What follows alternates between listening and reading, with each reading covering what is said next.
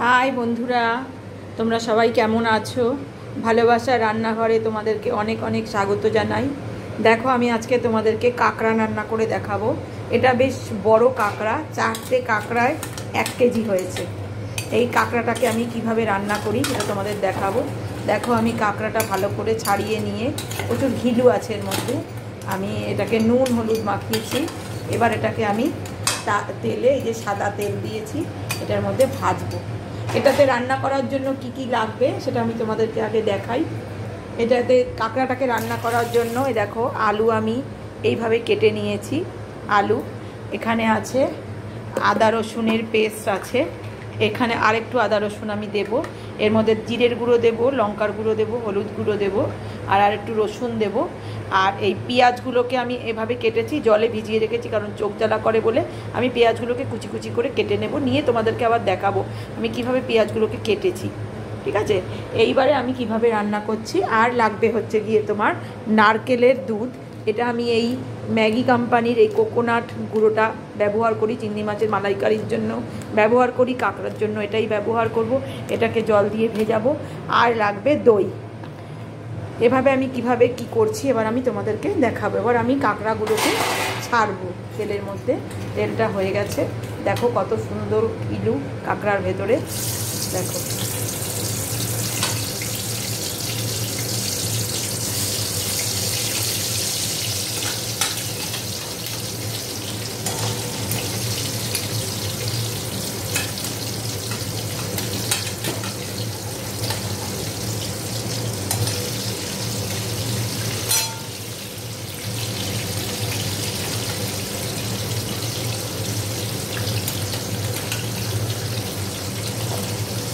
অল্প অল্প করে কাঁকড়াগুলোকে, 4টে কাঁকড়া তো অনেকটাই হয়েছে, 1 কেজি। তো আমি অল্প অল্প করে ভেজে নিয়ে ওকে তুলবো, তোমাদের দেখাচ্ছি। আমি যতক্ষণ আমি পেঁয়াজটাকে কুচি কুচি করে কেটে নিই, ফিরে এসে আমি তোমাদের আবার দেখাচ্ছি। দেখো বন্ধুরা, আমার কাঁকড়াগুলো ভেজে আমি উঠিয়ে নিয়েছি সব। এবার ওই যেই তেলটুকু ছিল তার মধ্যে আমি আরেকটু সর্ষের তেল দিয়েছি। আমি এর মধ্যে এবারে তেজপাতা ফোড়ন দিলাম, দিয়ে দিলাম গোটা গরম মশলা দিয়ে দিলাম। এবার আমি এর মধ্যে কুচানো পেঁয়াজগুলো দিয়ে দেবো।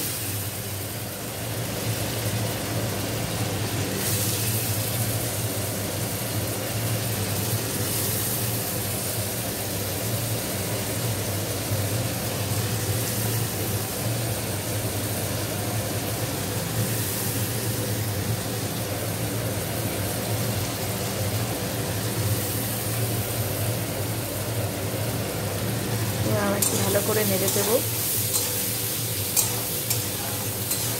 খুব সুন্দরই একটা গন্ধ বেরিয়েছে, যেহেতু তেলের মধ্যে গোটা গরম মশলাটা, তেজপাতাটা ফোড়ন দিয়েছি, একটা খুব সুন্দর গন্ধ বেরিয়েছে।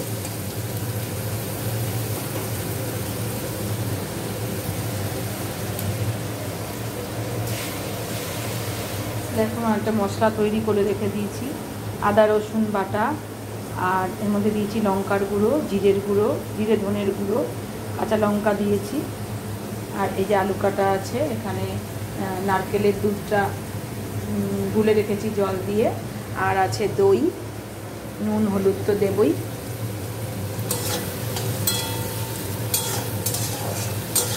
পেঁয়াজটা কিছুক্ষণ ভাজা হবে। এবার পেঁয়াজের মধ্যে আমি একটু চিনি দিয়ে দেবো।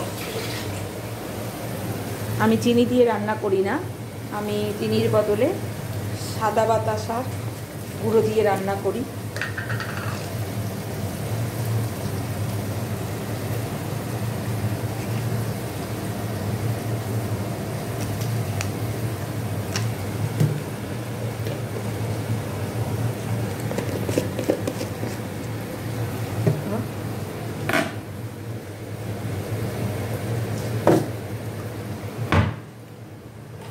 এবার আমি এর মধ্যে চামচ নুন দিয়ে দিলাম কিছুটা।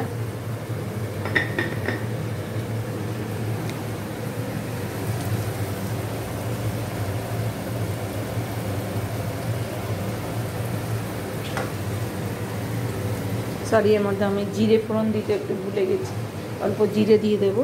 এর মধ্যে জিরেটা দিয়ে দিলাম, ভাজা হয়ে যাবে।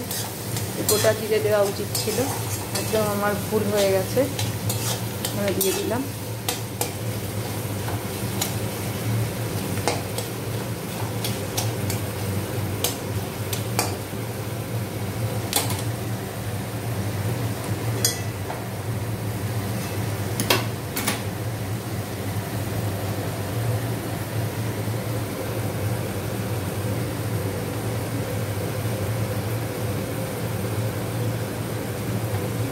মাঝে মধ্যে পেঁয়াজটাকে একটু নেড়ে ছেড়ে দেব।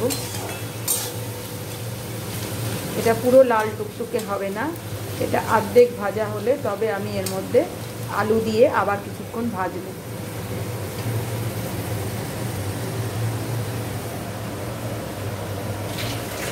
এবার আমি আলুটা দিয়ে দেব।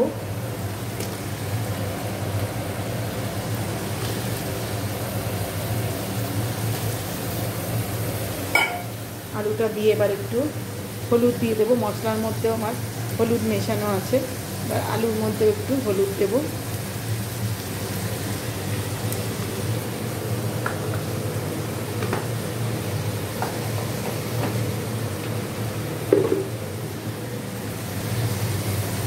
এবার আমি একটু ভালো করে নেড়ে দেবো, আলুগুলো যাতে ভাজা ভাজা হয়। আলুগুলো ভাজা হলে তারপরে আমি মশলাটা যে তৈরি করে রেখেছি সেই মশলাটা আমি এর মধ্যে দেবো।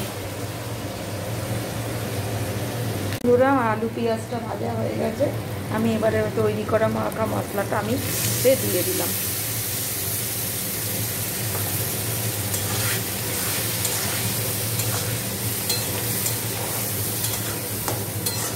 এবার আমি এটাকে একটু গ্যাসটাকে মিডিয়াম টু সিমে করে এটাকে আমি মশলাটাকে ভালো করে কষাবো।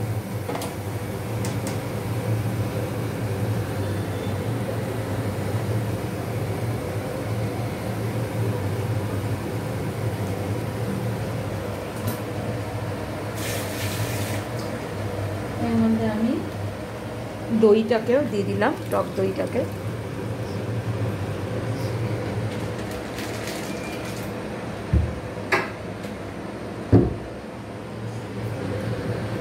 ভালো করে নেড়ে ওকে কষাতে হবে।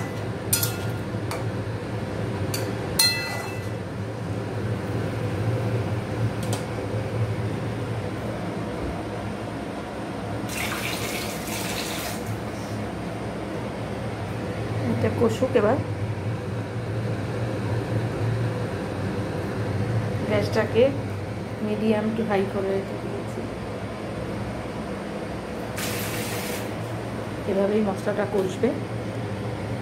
দেখো বন্ধুরা, মশলাটা কষে এসছে। এবার আমি এর মধ্যে কাঁকড়াগুলো দিয়ে দেব, দিয়ে আবার আরেকটুক্ষণ কষাবো।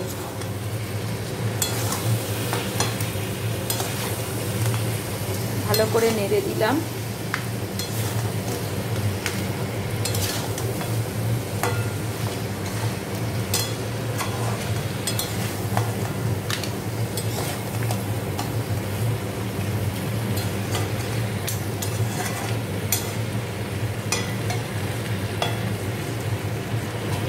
আর একটু কষবে।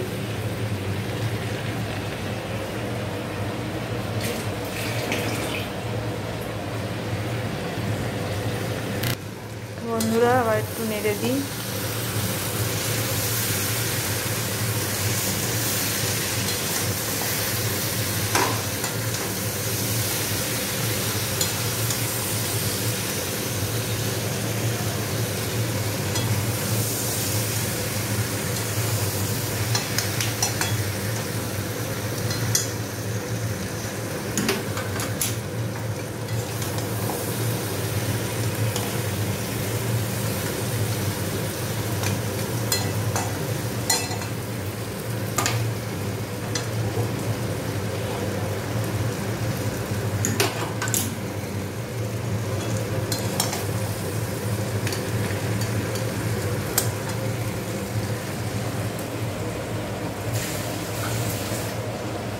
হয়ে গেছে। এবার আমি এর মধ্যে জল দিয়ে দেবো।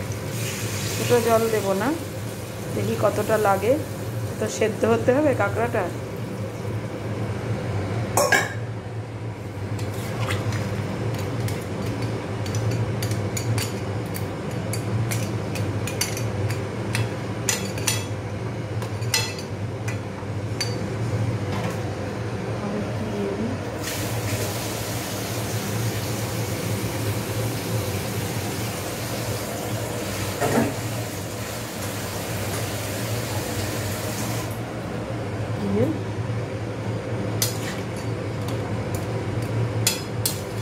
এবার এটা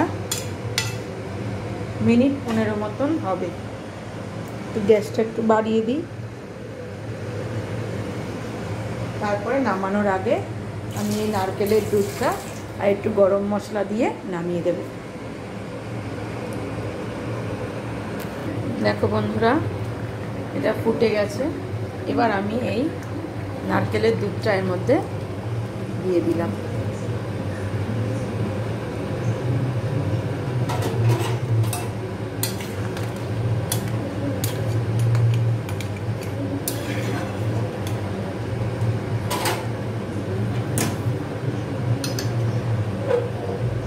আরও মিনিট 10 এটা হবে, তারপরে এটা গুঁড়ো গরম মশলা দিয়ে এটা নামিয়ে দেব।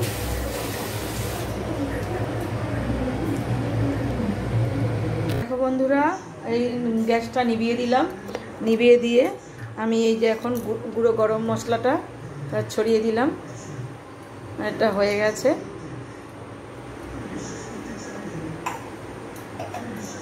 এবার একটু ভালো করে নাড়িয়ে দেব।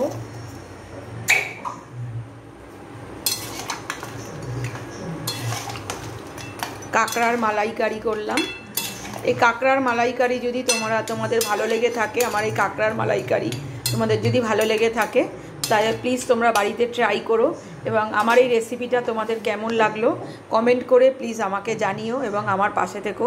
তোমাদেরকে অনেক অনেক ভালোবাসা জানাই, অনেক আন্তরিক প্রীতি ও শুভেচ্ছা জানাই। টাটা বন্ধুরা, গুড নাইট।